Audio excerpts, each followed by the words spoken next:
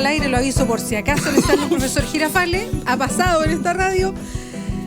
Esto marca algo. Es una invitación a participar de la primera Expo Arica y Parinacota. Es este jueves, o sea, hoy. Hoy, pues. Oye, mira que se pasó rápido la semana. Sí, pues. Hoy, jueves 12, mañana, viernes 13 y el sábado 14 de noviembre. Esto es en el Hall Central de Cernatur, en la comuna de Providencia. Puedes asistir con tus amigos, con tu familia. Puedes vivir experiencias que te van a transportar al extremo norte del país, degustar productos típicos, asombrarte con la cultura chinchorro, prepararte para el carnaval con la fuerza del sol. Puedes ir a disfrutar de un panorama perfecto en la capital y participa por viajes, además, a la región del sol eterno. ¿Quién invita? Cernatur, Arica y Parinacota. Seguimos en el estudio, estamos conversando y las tenemos hasta 10 minutos más. Así que, chiquillos, vayan apretando sus preguntas. Calma, que voy a decir con quién estamos. Jorge Ramírez, que ya se anotó. Jorge Ramírez. Sí, se anota antes incluso que partamos el Jorge. Se aviva. Estamos con Camila Rojas, nueva presidenta de la Federación de Estudiantes de la Universidad de Chile. Estamos con Valentina Saavedra, que deja la federación. Están las dos con nosotras. Son de Izquierda Autónoma. Estamos con Jorge Ramírez, de Libertad y Desarrollo. Max Quitral, es historiador de la Universidad de Santiago, es académico de la Universidad Arturo Prat, analista político también, y Diego Vicuña, que hoy es el nuevo de la Fundación Jaime Diego el bueno.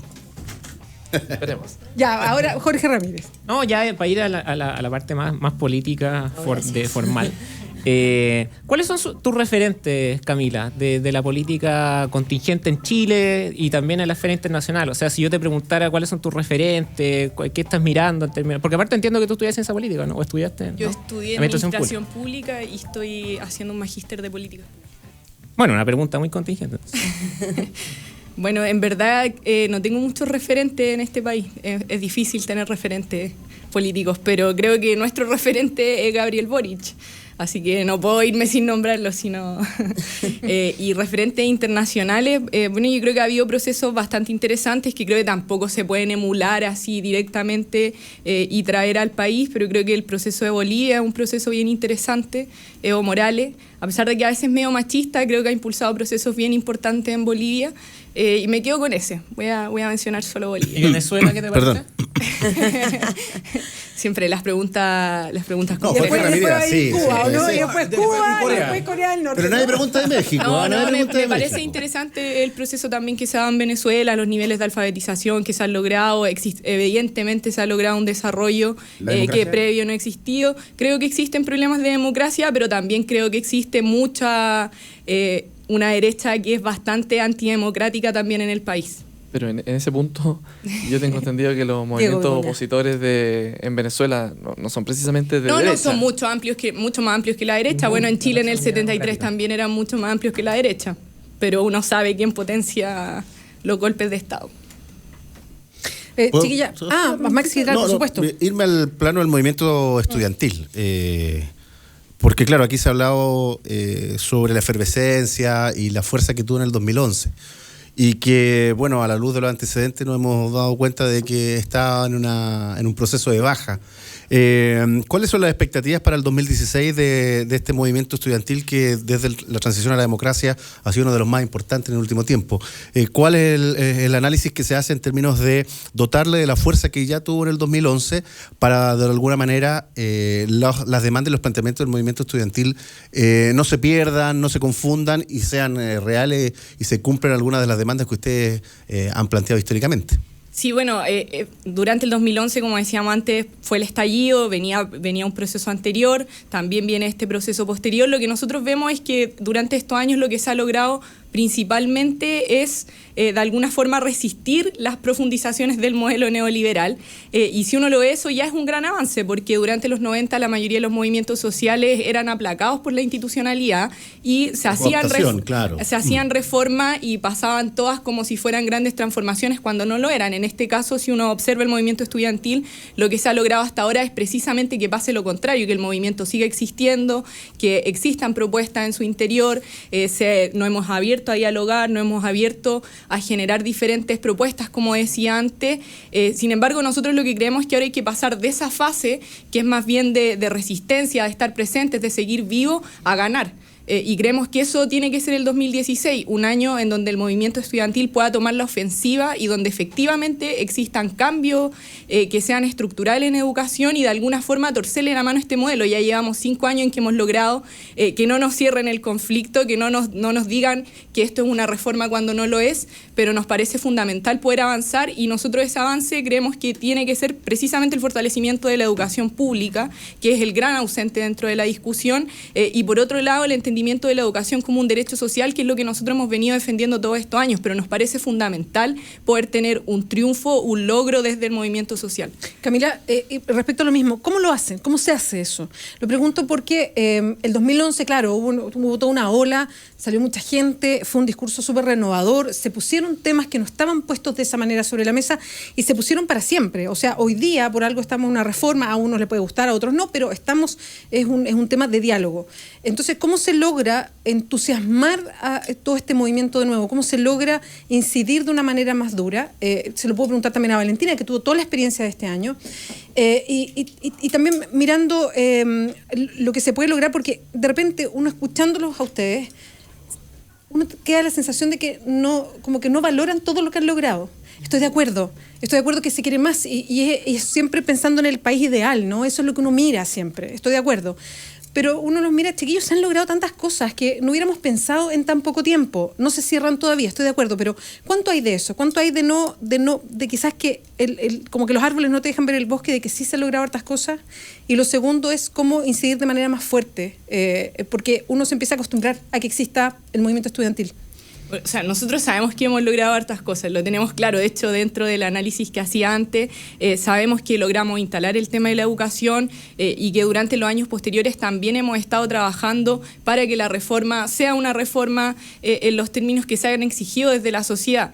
Ahora, ¿cómo lograrlo? No tenemos una fórmula mágica bajo el bolsillo, pero hoy día hay muchos sectores desencantados que confiaron en que la nueva mayoría iba a ser un proyecto transformador. O sea, confiaron en que Michelle Bachelet iba a llegar al gobierno e iba a traer grandes reformas, no tan solo en materia educacional, sino también en otros temas del país, y que hoy día están decepcionados de aquello, y ahí hay intelectuales, ahí están los profes, ahí están los secundarios, y podríamos seguir enumerando. Nosotros creemos que la fuerza que puede tener el 2016 proviene de que estos sectores que hoy día están decepcionados de lo que ha pasado hasta el momento en Chile en materia de reforma educacional, podamos unirnos y podamos trabajar en conjunto respecto de que existan cambios estructurales en educación. O sea, nuestro llamado es a que todos estos grupos nos unamos. No están los que financian, sí. Es un pequeño gran problema. Claro. No, pero a los que financian les interesa la paz social, así que tenemos algo de nuestro lado. Una pregunta que Perdón, tiene que ser la última, porque las chiquillas se van. Sí, se van para... En relación justamente con un punto que ustedes tocaban hace un rato respecto del PC. Corresponde que líderes sindicales importantes dentro de un sector trascendente como la educación estén ligados a partidos que gobiernan.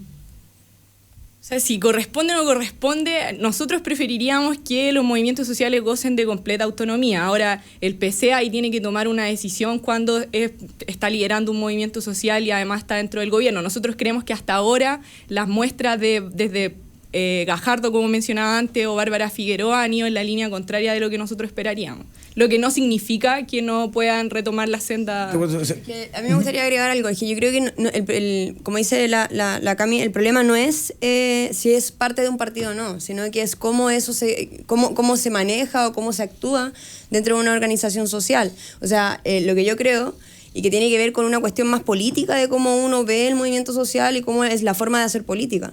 Para nosotros, que los miembros de Izquierda Autónoma, por lo menos no puedo hablar de todo el movimiento estudiantil, pero nosotros como autonomistas consideramos que los partidos políticos son herramientas y no son fines en sí mismos. Y por lo tanto los partidos políticos para nosotros debiesen ser herramientas que sean serviles a las demandas sociales. Y por lo tanto acá lo que nos hubiese gustado, por ejemplo, es que el Partido Comunista, en vez de estar tratando de modificar algo que pasaba en el movimiento social, es haber tratado de que pasara algo y modificar algo en la política para responder a ese movimiento social.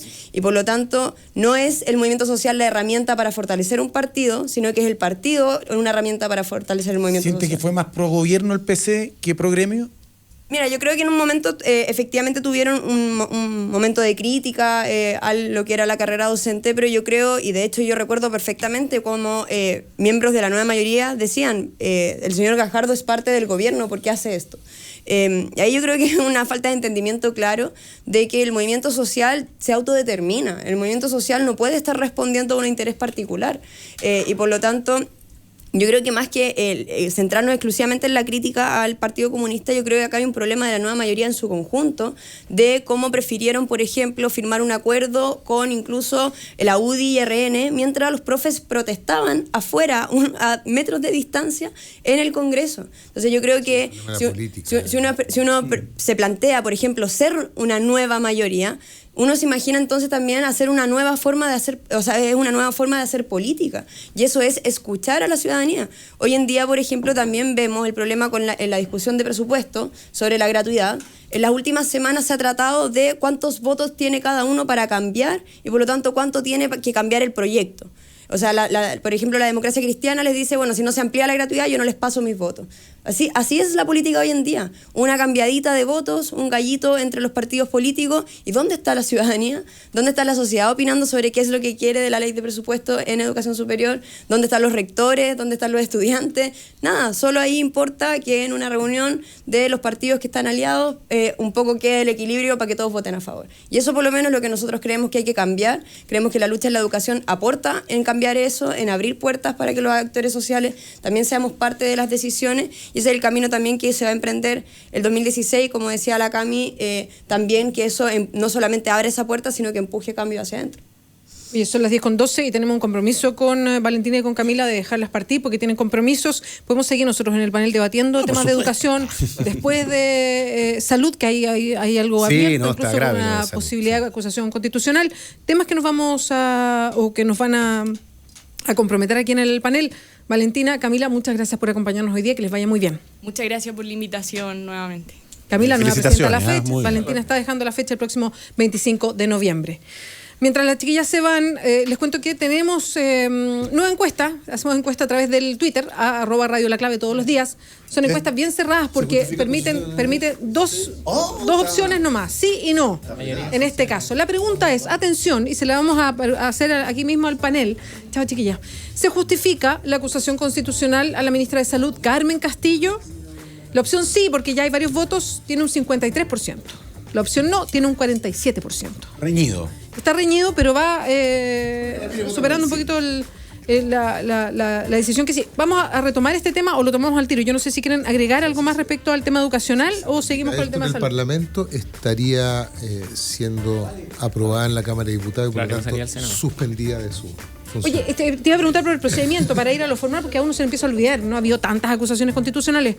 Se vota para que se apoye una acusación constitucional, que después sabemos que el Senado es el jurado.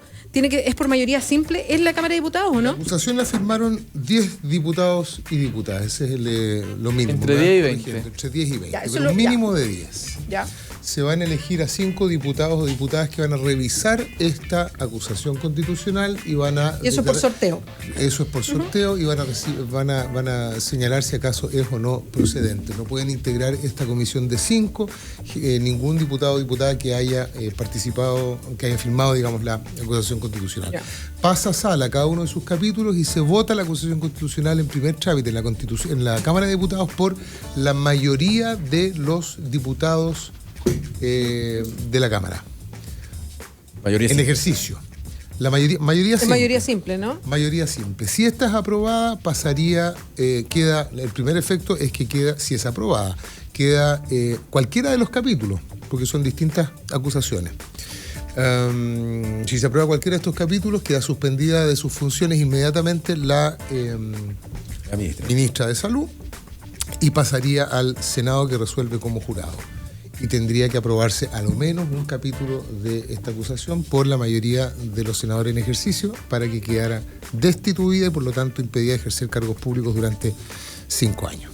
Esa es como me parece bien. Oye, vamos a aprovechar chiquillos, los invito a ponerse los fonos porque tenemos entrevistado telefónico a propósito de este mismo tema y es por la presentación que decíamos de esta posibilidad de acusación constitucional en contra de la ministra. Estamos en línea con el diputado de la UDI, Javier Macaya, uno de los que propicia o impulsa esta acusación constitucional y que es miembro de la Comisión de Salud además. ¿Cómo está, diputado? Vea, ¿cómo estás? Muy buenos días. Bien, aquí estamos en un panel amplio. Estamos con Diego, que es de la Fundación Jaime Guzmán, estamos con Jorge Ramírez de Libertad y Desarrollo, estamos con Max Quitral, analista político de la Universidad Arturo Prat, estamos con el Pancho Aguiluz y Álvaro Escobar. Todos vamos a conversar con usted, diputado. Ya, pues, la otra vez me tocó también, a propósito de la interpelación, me acuerdo que tenía un panel amplio y uno no sabía con quién habla. Ahora yo creo que es más fácil identificar con quién hablo porque está bastante clara las posiciones respecto a este tema. Ármese de paciencia. Vamos, yo vengo llegando al país, tampoco tengo tanto rato, así que démosle. Bueno, lo primero, diputado, ¿por qué la decisión de presentar esto, que es muy fuerte, una acusación constitucional en contra de la ministra, en este caso la ministra Castillo?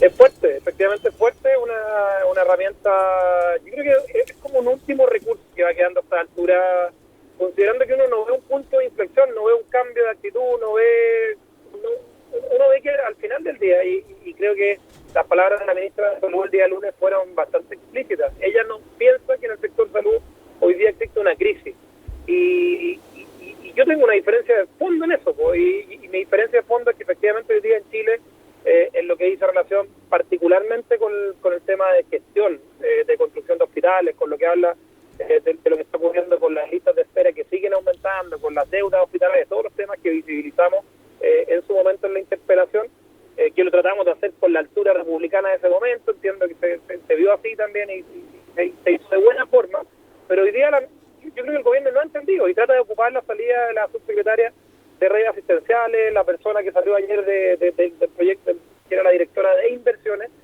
como fusibles para seguir haciendo lo mismo. Yo creo que el gobierno en particular tiene que darse cuenta de que no puede seguir haciendo lo mismo en salud y que tiene que tomar medidas diferentes, y en ese sentido la Constitución Constitucional es, vuelvo a reiterarte, es como el último recurso político de acción de fiscalización que le va quedando a la Cámara de Diputados y lo estamos empleando en este momento.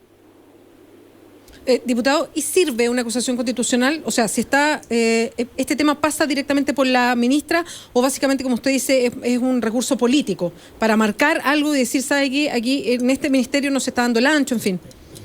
Yo creo que las acciones políticas siempre buscan tener alguna consecuencia de cambio de actitud, en este caso en la autoridad que a nuestro juicio está haciendo las cosas mal.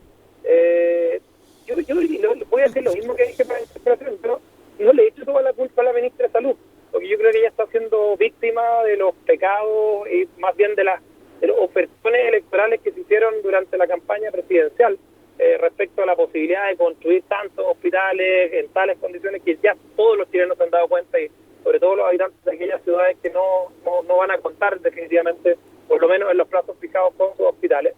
Y ella está siendo víctima de esas promesas, y yo creo que es lamentable que en definitiva no se haya primero transmitido de que acá con sinceridad de que no se van a poder cumplir aquellos compromisos, de que no se busquen nuevos mecanismos para sacar adelante aquellas promesas. O sea, por último, vamos a tener la incapacidad de cumplirlas, de cambiar el rumbo. O sea, aquí a mí me llama mucho la atención que desde el gobierno se haya renunciado tan a rajatabla de un mecanismo que yo no estoy diciendo que se construya todo por constituciones, pero que no se renuncie a un mecanismo que eventualmente puede servir en un momento de estrechez fiscal para efectos de sacar adelante desafíos como que son tan importantes para los chilenos, que marcan la diferencia entre la salud y la enfermedad, o en casos dramáticos, entre la vida y la muerte, como es tener o no un hospital, tener o no los especialistas en los mismos. Yo creo que ese es un poco el desafío de lograr un cambio de actitud en el gobierno, y ese cambio de actitud puede pasar por la salida de la ministra, o bueno, y si el gobierno alinea sus fuerzas políticas, que nosotros lo tenemos como parte de las posibilidades, un resultado bastante posible de que finalmente se alineen las fuerzas oficialistas y mantengan en el cargo a la ministra. Ustedes saben, creo que Álvaro estaba explicando en la previa de cómo opera esto al final del día opera por una lógica de mayoría en la Cámara de Diputados, pero al final del día yo me imagino que el propio oficialismo, que hoy día ha sido muy crítico en la gestión del Ministerio de Salud, le va a exigir también algún compromiso adicional al Ministerio de Salud para efectos de la manera que se están haciendo las cosas. Sí, eso en el área. Hola, diputado, ¿cómo está? Álvaro, ¿cómo está? En el área chica, digamos, obviamente se puede exigir cambio de actitud y eso, bueno, generará algún efecto, pero cuando usted menciona que la ministra de Salud es víctima también de los ofertones que se hacen en la campaña presidencial.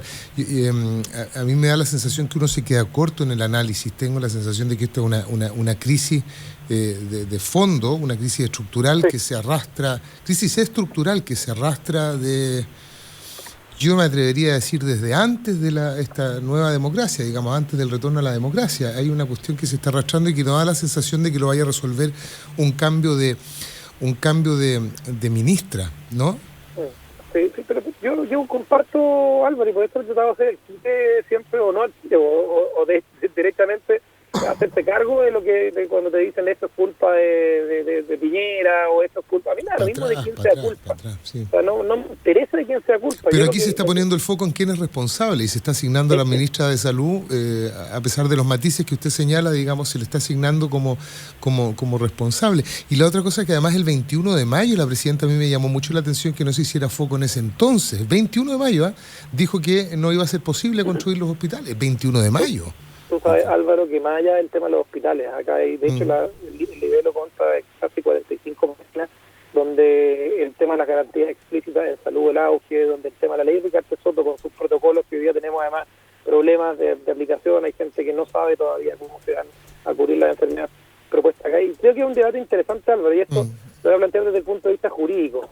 El momento en que estamos planteando, muchos levantan la voz de que hay que cambiar la Constitución, de que hay que incorporar nuevas garantías en la Constitución, el debate al que yo no me cierro y no tengo ningún inconveniente en la medida que conozcamos su contenido, nos damos cuenta de que acá la Constitución sí establece una obligación para el presidente de la República, para el Estado de Chile, de proteger el acceso a las acciones de promoción, protección y recuperación de la salud. O sea, eso está establecido como un deber, como una garantía constitucional en la actual Constitución, en el artículo 19, número 9 de la Constitución, que establece que hay una obligación legal del Estado.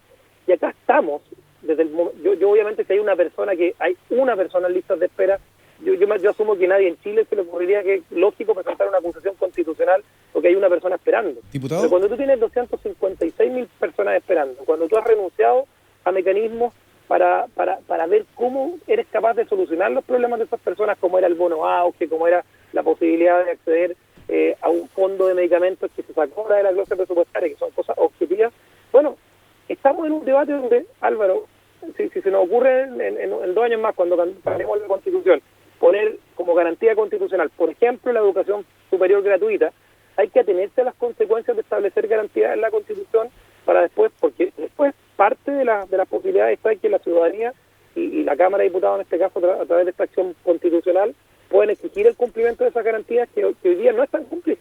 Diputado, buen día. Pancho Aguiluz por acá. Oiga, yo estoy absolutamente de acuerdo con que la gestión en salud de este gobierno en particular ha sido un desastre, que no se puede ejecutar el 22% de un presupuesto en un año porque eso es impresentable. Pero también le quiero preguntar si una vez, si es que logran el objetivo, por supuesto, presentada esta acusación constitucional, los partidos de su sector, de su bloque, están dispuestos también a conversar respecto del modelo de salud que se quiere para Chile, respecto de si corresponde seguir con la línea que hemos tenido en los últimos 30 años respecto de la salud chilena, porque también puede estar ahí el problema, no solamente en la gestión de gobierno, que, insisto, creo que ha sido un desastre.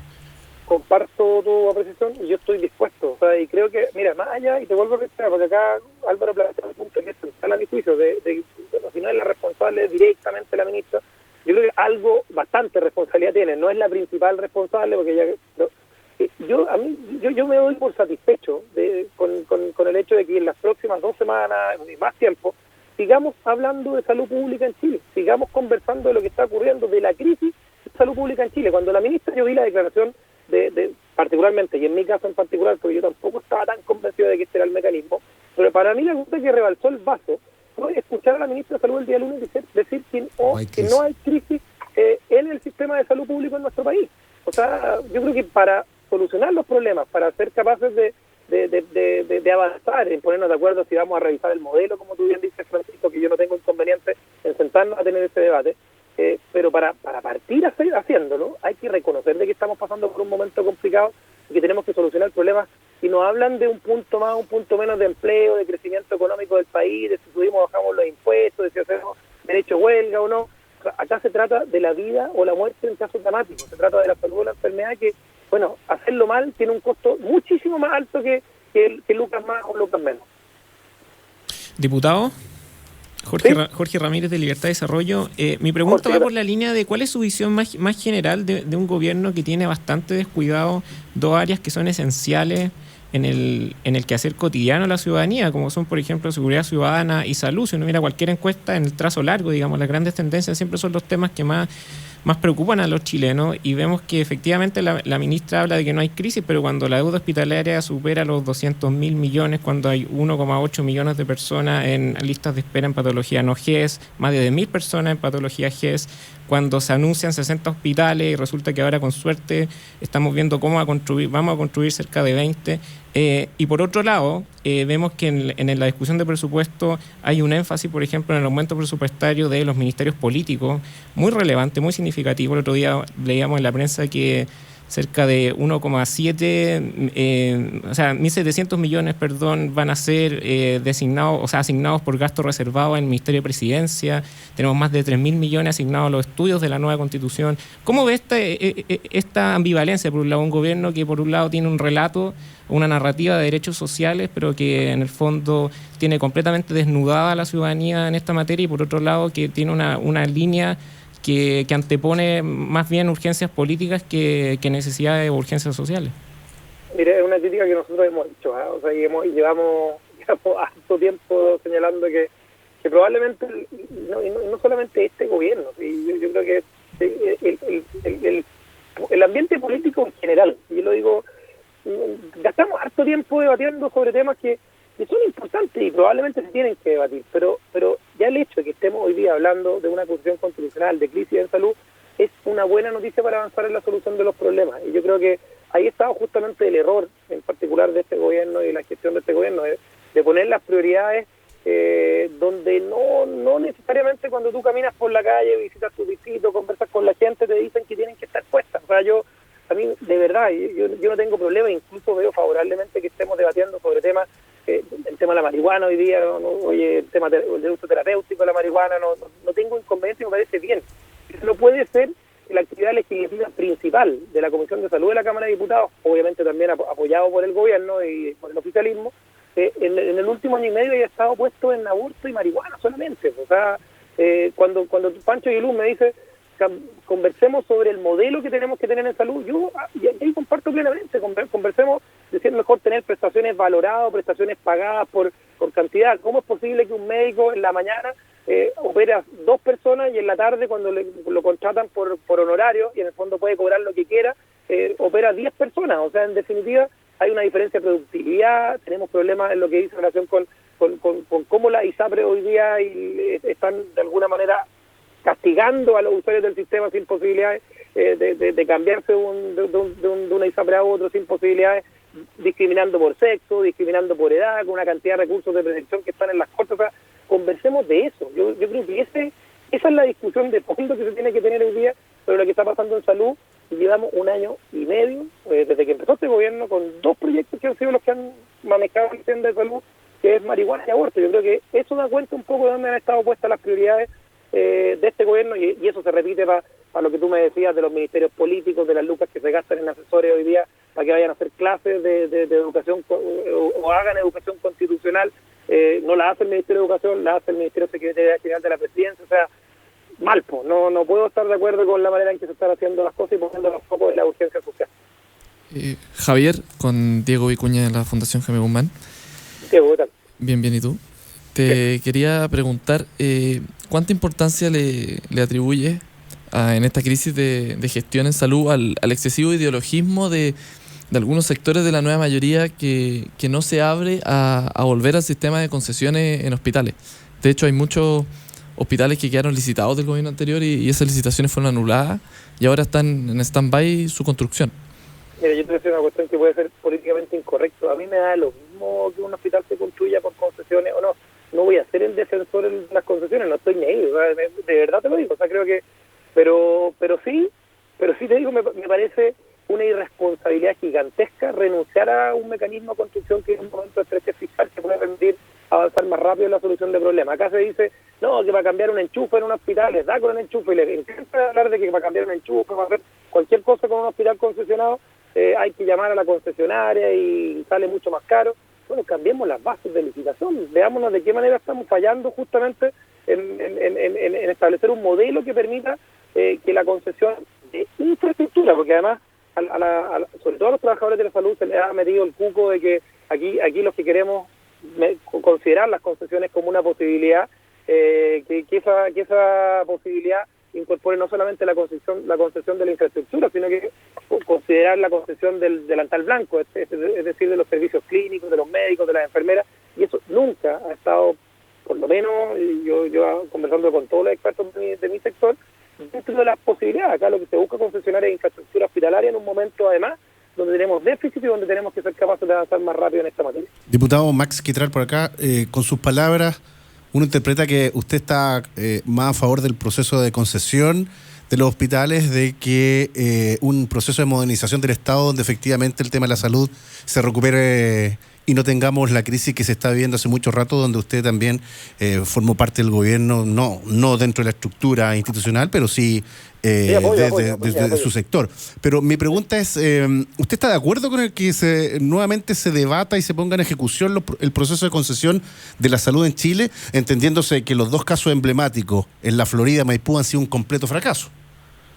El completo fracaso es una palabra muy dura, Max, considerando que la propia superintendencia la superintendencia de salud consideró el Hospital de la Florida como el hospital número 1 de Chile en términos de infraestructura. Y yo comparto contigo que aquí no hay que confundir a la ciudadanía, Max. El Hospital de la Florida y Maipú han tenido problemas efectivamente con el personal interno, con problemas de gestión interna del hospital, pero los edificios están impecables, que eso es lo que queremos. O sea, yo a lo que voy, Max, es a no renunciar a ningún mecanismo. O sea, y en un momento donde además lo que tú debates, Max, y la diferencia la hace, en muchos casos, la enfermedad o la salud de una persona, la vida o la muerte de una persona en casos más dramáticos. O sea, a mí me revienta y me choca mucho, me violenta mucho. O sea, y es una de las razones por las que uno está indignado con la gestión del Ministerio de Salud, es que acá por razones ideológicas, es decir, aquí no me gustan las concesiones. Mira, a mí no me voy a convertir en el defensor de las concesiones, no estoy ni ahí, se lo vuelvo a reiterar. Probablemente construir en Aysén por concesiones no es una cuestión que vaya a funcionar, pero construirlo en una comuna populosa como la Florida, oye, revísate el ranking de septiembre de este año, cuál es el hospital número 1 de Chile catalogado por la Superintendencia de Salud. Yo me imagino que el señor Pablo, el superintendente de Salud, no lo habrá hecho porque está a favor o en contra, lo hizo por consideraciones objetivas, y ese estudio dice que el hospital número 1 de Chile en infraestructura, y por calidad de la infraestructura y todo eso, es el Hospital de la Florida, curiosamente concesionado. Diputado, ¿nos puede esperar unos minutitos? Es que vamos a hacer una pausa. Son las 10:33. ¿Es posible o no? La pausa, la verdad, que dura un minuto. ¿No lo engaño? No me engaño, voy a llegar atrasado a la sala porque empieza la tribuna. Estoy acá afuera estacionado. Ya, te espero. Ya, está bien. Pausa y volvemos. Vale.